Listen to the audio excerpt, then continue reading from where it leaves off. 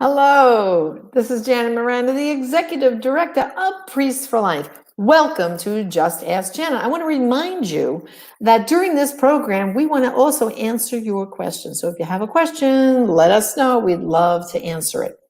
Well, joining me today is a very, very dear friend of mine and Father Pavone's and our ministry. Our two ministries, we've been working together for decades in trying to bring an end to abortion. His name is Allan Parker. He's the president and co-founder of the Justice Foundation. He's also a brilliant lawyer. He probably could be making a lot more money out in the secular field as a brilliant lawyer, but he chose to put his lawyer brain to bringing an end to abortion. So, Allan, welcome to the program. Thank you, Janet, and thank you for having me with you today. It's a great honor, and it's been a joy to work with you and Father Pavone for about 21 years now. That's right. That's right. Well, Allan, let's let our people know, because they may not be familiar with the Justice Foundation and a little bit of its history. Why don't you take us back, because you had two very, very important clients. Tell our people about those clients. Yes, back in the year 2000, we began to have the great honor of representing Norma McCorvey, who was the actual Roe of Roe v. Wade. And we also represented Sandra Cano, who was the actual real woman who was the Doe of Doe v. Bolton. And Roe v. Wade and Doe v. Bolton were the two cases that got joined together at the Supreme Court as companion cases. And together, unfortunately, they were part of the greatest tragedy in American history and in the world today, the tragedy of injustice of abortion being legalized in the United States. But at that time, both women had come to the conclusion, we were wrong. We want to do everything we can to clear our name, and we want to be pro-life. And actually, Sandra really never wanted abortion. Norma did. She changed her mind. Sandra was fraudulently used by her lawyers and her mother.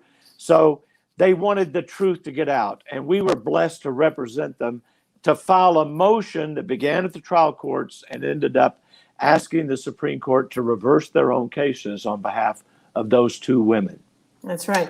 And of course, we both know Sandra and Norma have gone on to their reward. They're with the Lord, but they both died being 100% pro-life. And I remember Norma telling me, I actually spoke to Norma the day she passed, only hours before, actually an hour before she passed. And she said to me, Janet, please keep fighting, keep defending, keep helping to overturn that terrible decision that my name was attached to, because I just want to see that overturned. She actually felt the guilt, I remember this, of the death of all those children. She knew the Lord forgave her. She knew she became, a Christian and eventually a Catholic, but it weighed on her heart that foolishness of me just signing on a paper for a pizza lunch created this travesty, So explain, because people might be wondering, okay, Allan, you tried to fight their case to be, like the court heard their case to be overturned, Roe v. Wade. How far did it get, and why wasn't it successful? Well, we filed what are called Rule 60 motions, where a party can ask that their own judgment be set aside. And we did file that with the Supreme Court, and several courts have already used it in opinions asking the Supreme Court to reverse Roe v. Wade. But at that time, the court said, we don't want to take your case. They did not rule against us on the merits. They just said, we get 8,000 to 9,000 cases a year. We only take 80 to 90. You have a 1% chance of being accepted. And they said, this court does not want to hear you right now. Now, I believe Roe v. Wade and Doe v. Bolton will be reversed. And when that happens, the court will put either in the opinion or a footnote, by the way, the two women whose cases we're reversing today actually filed motions with this court asking us to correct the injustice of their own decisions. Right. And you're so right. Every year, Norma felt terribly guilty that another 1 million children had been killed. Even though she knew she'd been forgiven, she felt responsible. Exactly. And of course, just so people understand how the Supreme Court works, you just explained that they only take a fraction of the cases that are submitted to them. And that the term is called granting, they did not grant certiorari, right? Isn't that the fancy legal term? That is correct. I'm going to give you an honorary law degree. You're doing great. Yes. Certiorari. You know, Yes, it is. but there is something people can do. I know, Ellen, you referred to abortion, which I think is brilliant, is a crime against humanity. Because when you think about it, very often here in the United States, we use that this is the American Holocaust, which is referring to the Nazi Holocaust, which was a terrible travesty. But this is kind of similar in the, actually even more, millions and millions and millions of children, over 60 million children that we can even count have been killed by the American Holocaust. So it is a crime against humanity when we're killing our own children. What made you come to that, recognize that phrase? Because I think it's brilliant. Well, thank you. I believe I give the credit to the Lord for that. I think it's an inspired idea, but it's not my inspiration. When it came to me, it took me actually about a year to get used to using that term because it elevates the whole issue. Right now, I'm the lawyer for the moraloutcry.com. And any person can sign the moral outcry, and we will put their name in friend of the court briefs in every abortion-related case that comes to the court over the next couple of years or until Roe v. Wade is reversed. I'm praying and hoping it's soon. But we call it, here's why, under the law of precedent, severe criticism of a court decision by the people is a reason to reverse it. So we call abortion a crime against humanity because that's true, and it is severe criticism. So every signature under the law of judicial precedent, every signature is itself severe criticism, and thus it's a reason to reverse Roe v. Wade. And that's what's new about this argument. You always need to be making new arguments and encouraging the court to do the right thing. And when we went to the court in 2005 with Norma, the court just wasn't ready. So the moral outcry is to help get the court ready. And it makes two major new arguments. Number one is abortion is a crime against humanity. That's when the government withdraws legal protection from a class of human beings. You mentioned the Holocaust. That's what the Germans did. They said, the Jews aren't people, we're not going to protect them. Now, we don't mention that because that was the Germans that did that. We mentioned two crimes against humanity by the U.S. Supreme Court, where they admit now they did wrong. Number one is the slavery decision of Dred Scott before the Civil War, and it provoked the Civil War. And then the second one was their segregation decision of 1896, where they upheld segregation and said separate but equal is okay. So instead of giving African Americans legal rights to equal protection, no, they said separate but equal is okay for you.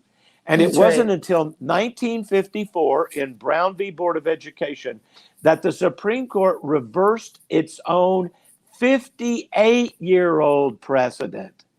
So Roe's only 48 years old.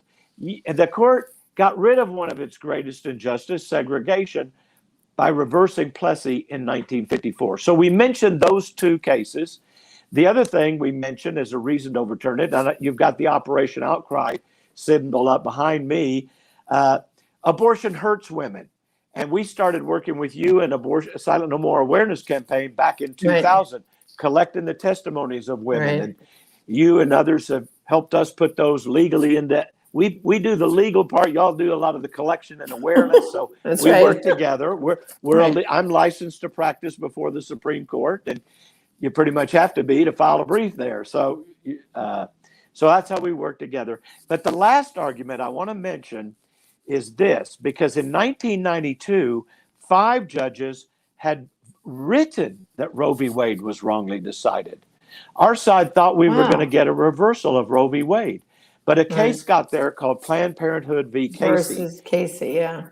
And the court said, well, it may have been wrongly decided, but women have come to rely upon it, so we're going to reduce it from a fundamental right to a mid-level right. We're going to allow the states to have some informed consent and waiting periods and reasonable regulations, but women still get to have abortion because they come to rely upon it. Today, no woman has to rely on abortion to get the freedom of Roe v. Wade without its human cost. What do I mean by that? If Roe were, if Arkansas or some other state banned abortion, a heartbeat bill went into effect, and abortion was illegal in her state, no woman would have to care for a child she doesn't want.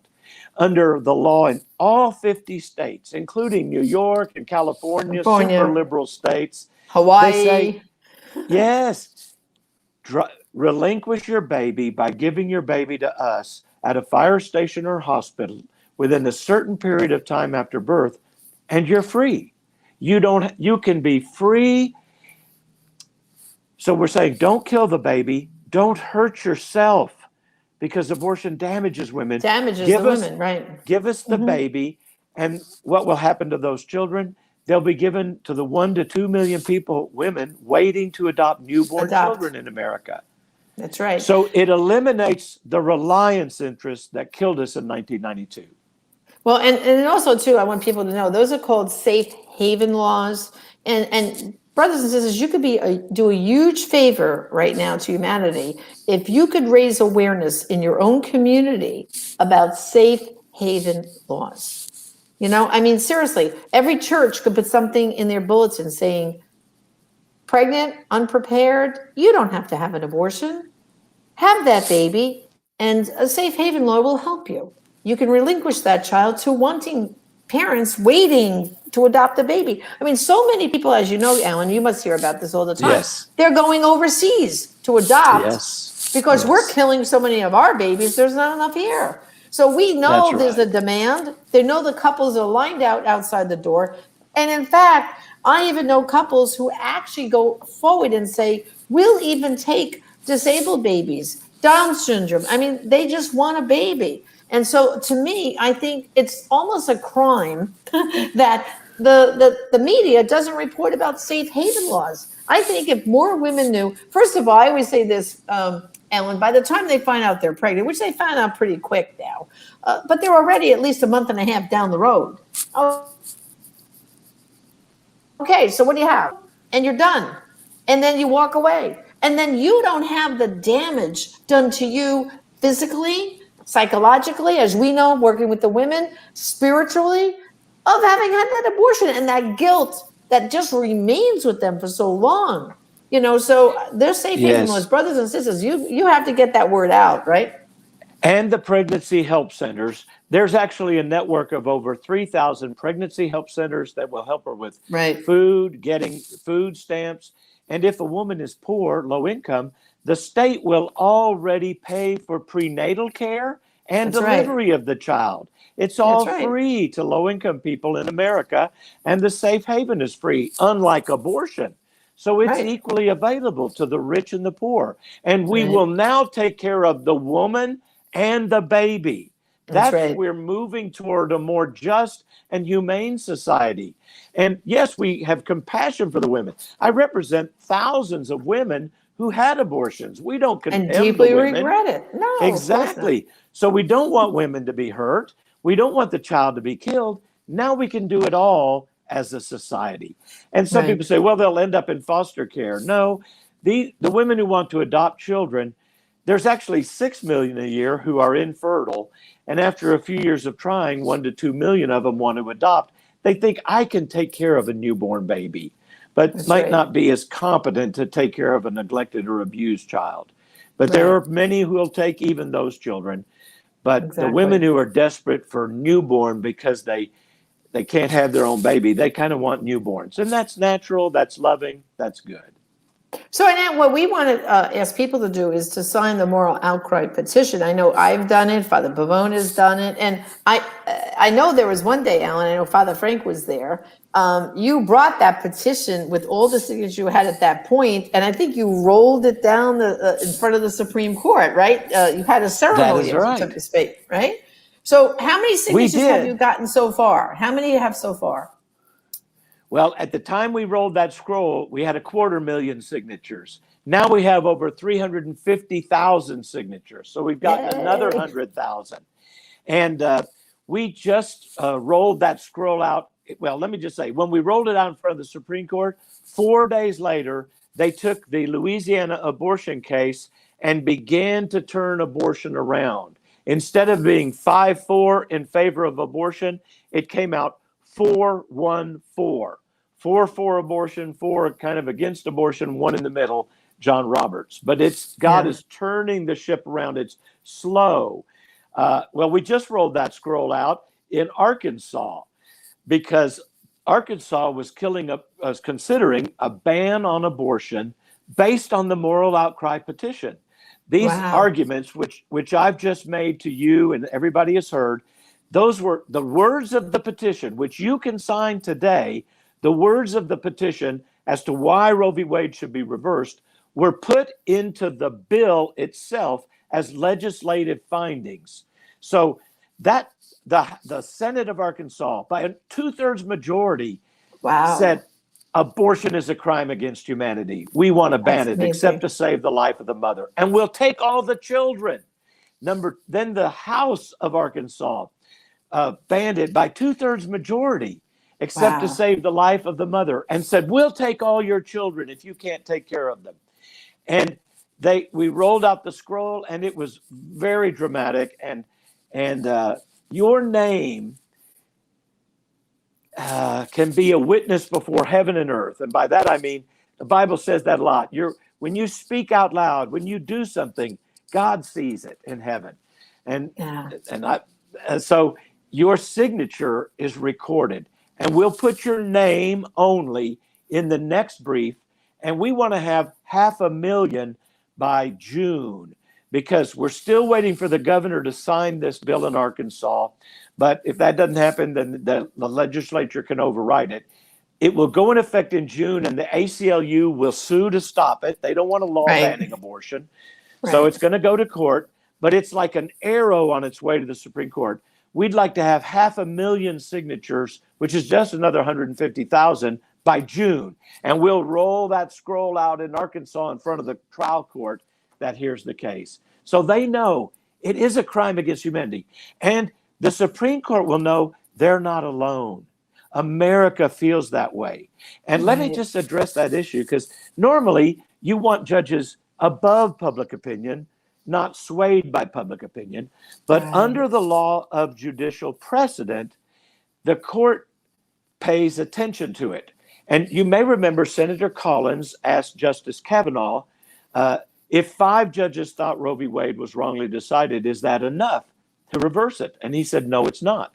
So she voted for him. But she didn't know he'd written a book that says if you have all these other reasons, then it's a good idea. And one of the reasons is it has been met with general dissatisfaction, protest, and severe criticism. That's right. Or major changes in law and circumstances, like in 92, the states wouldn't take these babies. Now they will. So women don't have to rely on killing their child and hurting themselves. They can say, I'm going to safe haven my baby. And everybody, if you want, I think it's a great idea to promote safe haven. There's a website called National Safe Haven Alliance, or just Google safe haven laws. It'll come up, and they have a map. Click on your state, and it'll tell you, like Texas, where I'm speaking from right now, you have 60 days to drop it off at a hospital or fire station or EMS provider. So different states have, California is 3 days, for example. But sign the moral outcry petition. And then it's got share features on it when you sign it, and you sign it with your mouse or your finger and give us your literal signature. And then you give us your email. So we'll tell you the next time we file a brief and things like that. But you don't have to pay anything. We're representing Melinda Tebow, the founder, at no charge. We're a nonprofit agency. And just your name, not your contact data or anything, will be in the brief. And the first time we filed it, there were 74,000. Then there were 264,000 the next time. Then 336,000 the last time we filed a brief in the Louisiana case. We're hoping to have 500,000 by June, hopefully 1 million by the end of this year. and maybe somewhere between 3 million and 30 million when the case finally gets to the Supreme Court. Because it does take time for a court to go through the trial court, then the Court of Appeals. Right. And by the way, the Eighth Circuit is very pro-life, where this Arkansas bill will go, and then to the Supreme Court, and then they may sit on it for a while. The Mississippi abortion ban bill was considered by them in a private conference last Friday, and it's the 15th time they have considered the case. Or had it on the list of cases they were going to consider. Maybe they got involved in, say, election cases and said, we'll put that off for another day. Only the judges know what is said in there. There's no employees, no clerks, nothing. Right. But they could take Mississippi soon, and when we filed the Mississippi brief, we had 336,000. If they say we're going to take this case and we do another brief, we'll probably have over 400,000 when we file that brief. And that shows them this is a growing chorus. They're not alone. And it's not just wrong, it's grievously wrong. It's a crime against humanity. There's a better way to help women. Stop killing babies. Stop hurting women. Give us the baby, and they're loving homes. This is not just a million backed up. Every year, more women come into the group and more women leave the group. Young women, 25% of American women between 18 and 24 have sexually transmitted diseases. Some of those leave you infertile. Marriage, don't wait for marriage and to have sex. We know that. But also women are delaying pregnancy till they're 30 or 35, and you can be infertile at that age, as well as many in between. So exactly, there's more women than there are children dying. Okay, so we're going to tell everyone, go to themoraloutcry.com. I've signed it. Father Pavone has signed it. So many of the women from Silent No More have signed it. Brothers and sisters, we need you to sign it too. If you're upset about abortion, this is one way to have your voice heard. Go to themoraloutcry.com. And then finally, Allan, your website at the Justice Foundation, if they want to support your work and get more involved in all the projects you do, what's your website? Thank you. And there are a lot of legal resources for them. We have a center against forced abortion that people can get legal tools to stop forced abortion, which is illegal. And so our website is thejusticefoundation.org. You can Google Justice Foundation, but it's thejusticefoundation.org. And if you're a woman who's had an abortion, like many women of Silent No More, have also filled out a legally admissible written affidavit that we provide to the court. In fact, Janet, I would imagine, we had that many women of Silent No More, we gave 4,600 testimonies to the Arkansas legislature as proof that abortion hurts women. That's right. One of the women who had been raped testified why there wasn't a need for a rape exception. So the women's testimonies are powerful. That's part of Operation Outcry, but we could use more women's stories. If the court thinks it's helping women, it's not going to overturn Roe v. Wade. But once we know you're killing a human and you're hurting women, and now women can be free without killing the child and injure themselves, you can have the freedom of Roe v. Wade without its human cost. That's right. That's a movement forward. Well, Allan, thank you for joining us today. It was a great pleasure. And again, brothers and sisters, just go to thejusticefoundation.org to support Allan's work and get more information. And of course, everyone better sign that petition, themoraloutcry.com. Well, Allan, thank you. God bless you. And I'm going to pray that all this works real soon. Okay? Thank you. Thank you. And God bless you, Father Pavone. God bless you both. Thank you. Well, brothers and sisters, before we go, I want to turn your attention to our online store, prolifeproducts.org. And you can't see what I'm wearing here today, but I have from our youth division, I'm going to show you. It's called a hoodie. I'm going to put my little hood up here. Look at this.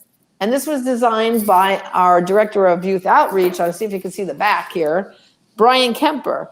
And it says, social justice. There's that word, Allan, justice begins in the womb. So it's still kind of cold out. And I know you could get a pro-life message out this way by having that phrase on your back as you're walking along or jogging out there. Social justice begins in the womb. So go to I want that. We'll have to send you one, Allan. ProLifeProducts.org. Okay, brothers and sisters, and order one today.